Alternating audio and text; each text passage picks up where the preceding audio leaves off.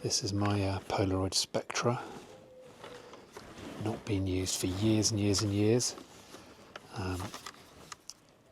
So what I didn't realise was that there's still film in it. The only reason I realised was because I opened the hatch, found a pack of film in it and presumed it was empty and pulled it out and realised there was still a sheet of film in. Now I'm not sure whether the battery is working. Battery is integrated into the film pack, so that's probably gone, so it might not work, but I thought let's just try and shoot a shot with it, if there's any left. So let's just use up that shot. I mean that the shot I've exposed won't work because I've exposed it to the light, but there might be another one underneath and that might work. So it's worth just trying it out. Let's see what happens.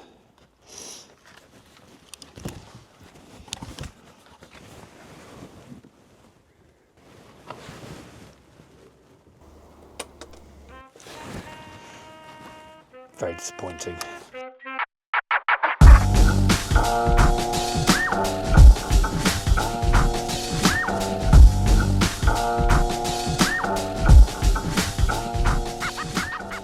How cool would that have been if that had worked?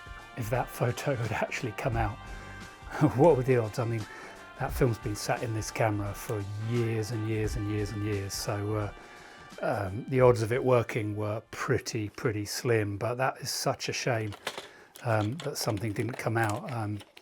And you know, that first one would have been overexposed anyway because I pulled that out accidentally when I realised there was a pack in here. But would there have been another one under here protected from the light? And if the battery that's built into these cartridges would have worked, we may have got a photo. Let's see. Yes, there's another one there. And is there another one? No, that would have been the last one. What a shame. Test a camera by taking a photo, not by opening it up and seeing there's a pack inside. That's the lesson. This one may well have come out. Having said that, this is Impossible Project film from many years ago. And even when I was using this on a more regular basis with the Impossible Project film, it was very hit and miss. The photographs are very hit and miss. We got some lovely results, really sort of weird, creative, retro looking results. But also going back through my archive and trying to find photos to look at for this video, I realised how many just didn't come out. And this film wasn't cheap at all. I was going to do a little chat today about the Instax wide camera. That's what I thought I'd be talking about. Wanted to chat to you about, show you some photos from this beast of a camera. And then I remembered that before I was taking photos on the Instax wide, which is the sort of larger format instant photographs, I was using Polaroid Spectra camera, and I got a couple of these, and I can't remember where I got this from, but I would have got it secondhand. Obviously, these are really old cameras, probably from a market or from eBay or somewhere like that. But I remember picking up one. I think I've got 2 or 3 of these over the years because you can pick them up really cheaply. And back then, Impossible Project, who are now known as Polaroid because they took over the name Polaroid. But the Impossible Project were reinventing the Polaroid 600 film and the Polaroid SX70 film. And they were for a while making Polaroid Spectra film, which is quite similar to Instax wide, but actually I always remembered it as being an equivalent to Instax wide, but in fact it's squarer. It's a rectangle shape. It's not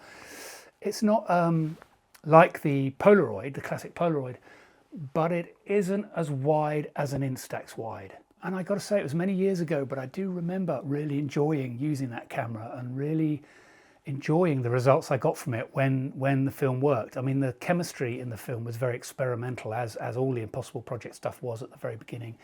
It was expensive for a pack of film, and you didn't really know whether it was going to work. And obviously, this camera hasn't been serviced or anything, so you know, it was hit and miss, much like the SX70 back then. When I first got into shooting with an SX70, it was using the Impossible Project film, and again it was really hit and miss as to the results you'd get out of it, whether the chemistry would really work, whether the conditions were correct. And so it was a real joy if you got something that looked interesting or that came out, and it was obviously massively disappointing when you got the failures. You certainly didn't get accurate colours. I think the black and white was looked pretty good if it came out. The colour was all over the place really, but actually I really liked that. The photos looked really vintagey, really old-fashioned, and that was a lovely aesthetic. And obviously, you know, no digital filters, no Photoshop, it was all just the chemistry. And so when you take a photo that came out looking like that, you really had something special. So even though I would have taken a lot of photographs that just didn't come out and threw away a lot of money, was it wasted, the money? I don't know. You know, for a few good shots, it's probably worth it. That's the nature of the art.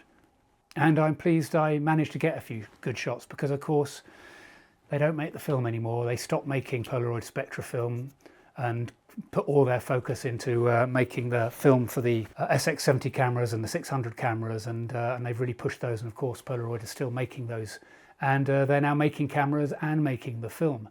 And so I think it's good that they focused on that. That's where they needed to put their funding and their money and produce much better chemistry and much better film for those cameras. But I do miss the old Spectra camera. It was a lot of fun. It was a lovely camera, but we still have Instax, and this is a very old Instax wide camera, and I'll do another video about this. But we still have Instax. It's not quite the same. The chemistry with Instax is so good that it's just, you know, it sort of lacks that magical charm. But it's great. We've got these to play with. And I will do a video and show some photographs from this another time. So this has been a short little video just looking at a few photographs shot on the Polaroid Spectra. And please subscribe if you enjoy this content. I'm still figuring out this channel, still figuring out what to do. I'm not going to just do videos about cameras all the time. I need to sort of find some other things to do. I'd like to look at some photo books. I'm looking at my library of photo books here and look at some of the photographers I like. But I don't know what this will turn into. But do subscribe if you like the idea of that kind of stuff. It will be predominantly photography based and film based. I haven't really touched on the filmmaking side of things yet, but I will probably do some videos about that at some point. So hit that subscribe button if you fancy that. Also feel free to find my Instagram at Julian Kai Film. Thanks for watching.